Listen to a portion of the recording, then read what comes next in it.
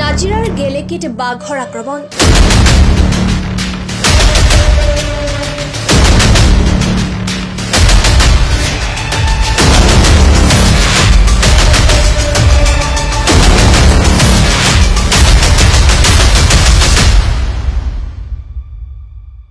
প্ৰফুল্ল গগৈ নামৰ এজন লোকক বাঘৰ আক্ৰমণ।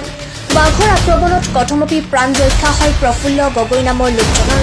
প্ৰফুল্ল গগৈৰ ঘৰ হৈছে নাজিৰা গেলেকীৰ লাহন গাঁৱৰ উখটিং গাঁৱত। ঘটনাৰ বিৱৰণ অনুসৰি প্ৰফুল্ল গগৈ নামৰ লোকজনে যোৱাকালি পুৱা 9 মান বজাত ছাগলী বিচাৰি নিজ ঘৰৰ কাষতে লাগি থকা বননিৰ মাজেদি গৈ থকা অৱস্থাত হঠাৎ আক্ৰমণ কৰে এটা নাহৰ ফুটুকী বাঘে।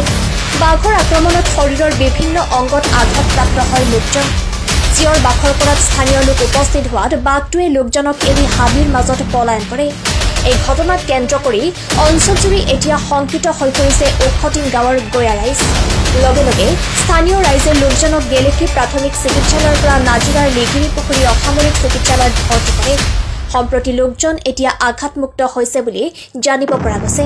কালি ৰাতিপুৱা 8টা বজাত আমাৰ ছাগলীজনী খাইছিলে। ছাগলীজনী খাওঁতে মই ৰাস্তাইদি গৈ আছিলোঁ।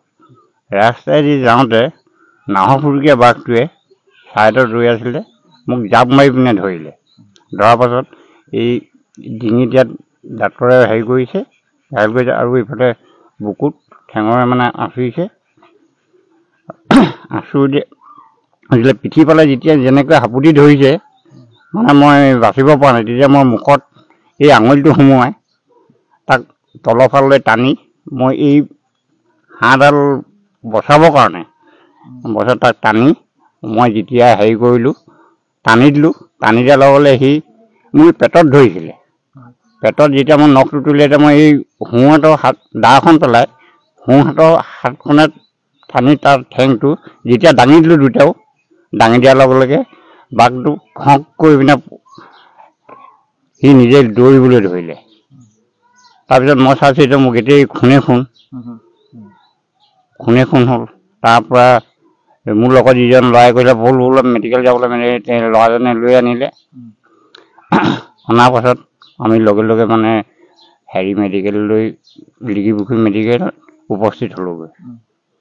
উপস্থিত হৈ বেজী দিলে আৰু চিলাই কৰিলে। চিলাই ইফালে বহিলে 6টা, বুকুত বহিছে 2টা, 8টা চিলাই। আৰু মই এইবিলাক দেখিছে নে? বন বিভাগৰ লোকক খবৰ দিয়া হৈছে নেকি? বন বিভাগৰ লগত খবৰ দিয়া হ'ল। তেখেতলোক কালি 3বাৰ আহিলে। তাৰপৰা আমাৰ গেলেকী বাইদেউ কি এজিজি বাইদেউ নহয় জানো, এজিজি বাইদেউ আহিছিলে। তাৰপৰা আৰু বন বিভাগৰ শিৱসাগৰ কি কয় আহিছিলে, 2জন আহিছিলে। তাৰপৰা গেলেকী থানা আৰক্ষীও আহিছে বাৰু।